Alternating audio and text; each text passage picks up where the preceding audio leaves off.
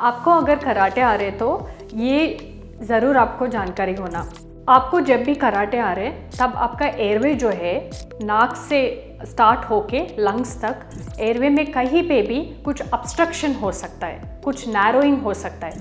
इसके वजह से कराटे आते हैं। जब भी नैरोइंग होते हैं तब ऑक्सीजन का एंट्री कम होता है और जो कमी ऑक्सीजन के वजह से ब्रेन उठने का सिग्नल देते हैं और ये उठने के सिग्नल के वजह से आपका स्लीप का स्टेजेस, लाइट स्लीप 1 2 3 से डीप स्लीप को जाते हैं ना, वो स्लीप का फ्रैगमेंटेशन होते हैं। मतलब स्लीप जैसे ही डीप स्लीप में जाते उठने का सिग्नल आते और वापस लाइट स्लीप में आना या नहीं तो उठने का चांसेस होता है।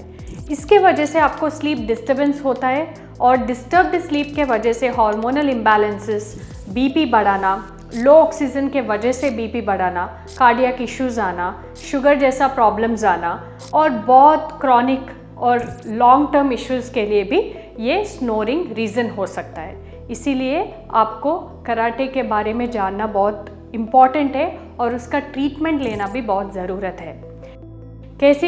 किस तरफ की ट्रीटमेंट होते हैं, कैसे डायग्नोसिस होते हैं, मतलब स्लीप स्टडी बोल के एक टेस्ट रहते हैं। ये घर में भी कर सकते या नहीं तो लैब में भी कर सकते। पेशेंट के कंडीशन के हिसाब से घर में या नहीं तो लैब में डॉक्टर डिसाइड करते हैं। आप स्लीप स्टडी करने के बाद ये स्लीप एपनिया कैसा है, स्नोरिंग कैसा है, वो जानकारी होते हैं। अगर स्लीप एपनिया है और सिवियर है उसके लिए ट्रीटमेंट रहते हैं। स्नोरिंग या नहीं तो कराटे बिल्कुल ज़ीरो हो सकता है। स्लीप एपनिया 100% ट्रीटेबल है और वो ट्रीट किया तो आपका sugar, BP, thyroid issues, hormonal issues और जो भी इन्फेक्शंस, वो सब कुछ बार बार इन्फेक्शंस होना, ये सभी भी कम होने का चांसेस रहता है। इसीलिए कराटे को आप सीरियसली ले लीजिए, अवेयरनेस बढ़ लीजिए और स्लीप एपनिया को भी सीरियस ले लीजिए।